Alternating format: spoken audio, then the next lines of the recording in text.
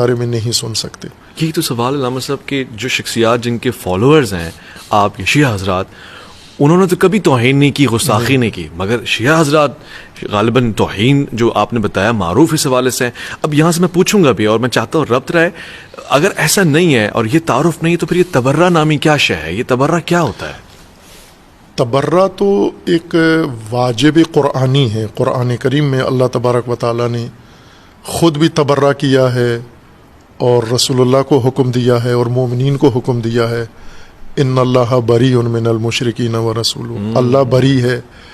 اور اسی طرح حضرت ابراہیم خلیل علیہ الصلاۃ والسلام نے جب اعلان کیا کہ میں تبرہ اختیار کرتا ہوں، براءت اختیار کرتا ہوں، دوری آزر اور بت پرستی اور وہ شرک سے.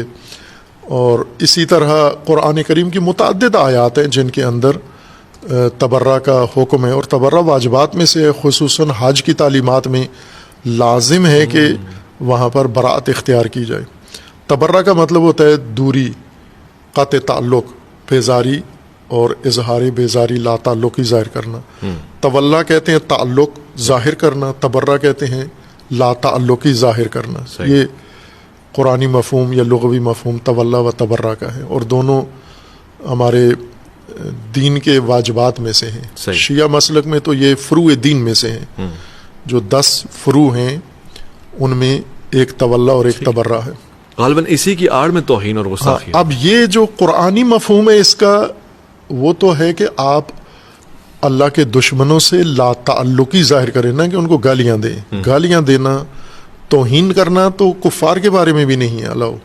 آپ کسی مشرک کو بھی گالی نہیں دے سکتے. گالی وہ عیب نہیں ہے، جو گالی جس کو پڑتی ہے اس کے اندر عیب نہیں ثابت ہوتا، گالی دینے والے کو.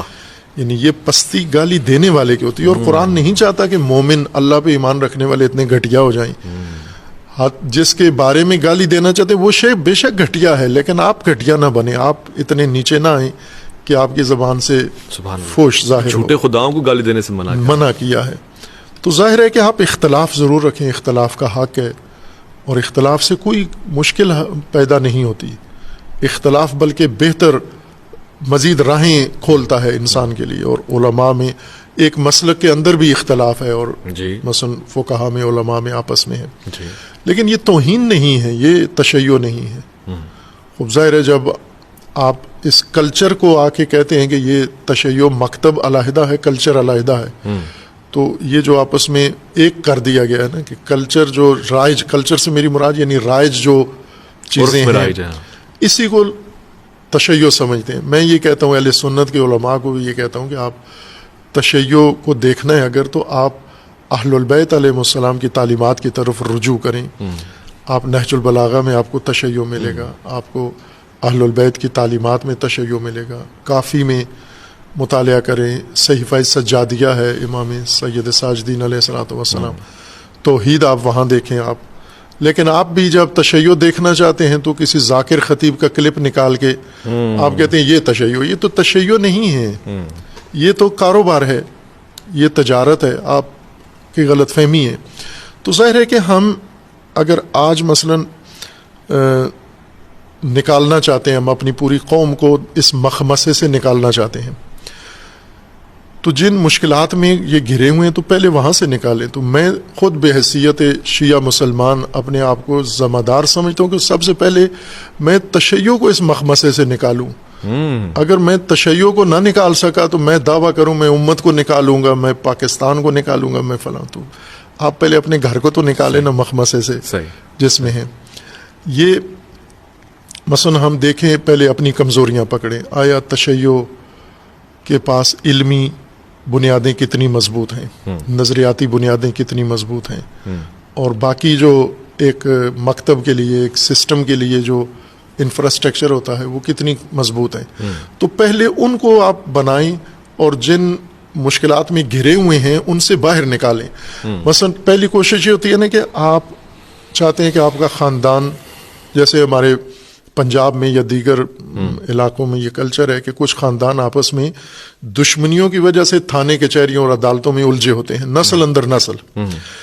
ان میں ایک آدمی پیدا ہوتا ہے، وہ چاہتا ہے کہ اس ماحول سے نکلیں، کچھ میرا خاندان بھی ترقی کرے، ان کو باہر کی دنیا دیکھیں، تو وہ سب سے پہلے کرتا ہے کہ یہ تھانے کچہری کے چکر سے ان کو نکالے، کہ تاکہ یہ اپنی اصل بنیاد کی طرف آئیں اور آگے کی طرف سوچیں، اگلی نسلوں کی طرف۔ تو تشیع کو ضروری ہے، تشیع کو ترقی دینے کے لیے، تشیع کی بنیادیں مضبوط کرنے کے لیے، کہ تشیع کو اس فرقہ واریت کے مخمصے سے باہر نکالیں، یہ تھانے کچہری سے باہر نکالیں اس کو، تاکہ یہ اپنی توانائیاں، اپنی ارتقاء اپنی نسلوں پر اور اپنے سسٹم کے اوپر مرکوز کریں، صحیح سمت پہ لگا سکیں، امامت کے اوپر۔ ان کا سسٹم امامت ہے، ٹھیک ہے، آج ان کے پاس امامت کے علاوہ سب کچھ ہے۔ اللہ اکبر، یہ بڑا دعویٰ ہے۔ میں سمجھ اس لیے پا رہا ہوں کہ بہت سے لوگ، خواتین و حضرات، عزیز و جانبن، اعتراضات کرتے ہیں، وہ پڑھتے ہیں دین اسلام کو، قرآن سے متاثر ہو جاتے ہیں، جب سنت کو دیکھتے ہیں، سنتے ہیں، متاثر ہو جاتے ہیں، مگر وہ کہتے ہیں یہ جو کتابوں میں ہے وہ عمل میں مسلمان کہاں ہے؟ غالباً علامہ صاحب یہی کہنا چاہ رہے ہیں کہ وہ جو حوالہ اہل بیت کا ہے وہ تشیع ہے، مگر جو نظر آ رہا ہے وہ رائج ہے۔ وقت میں ایک مختصر سا وقفہ ہے،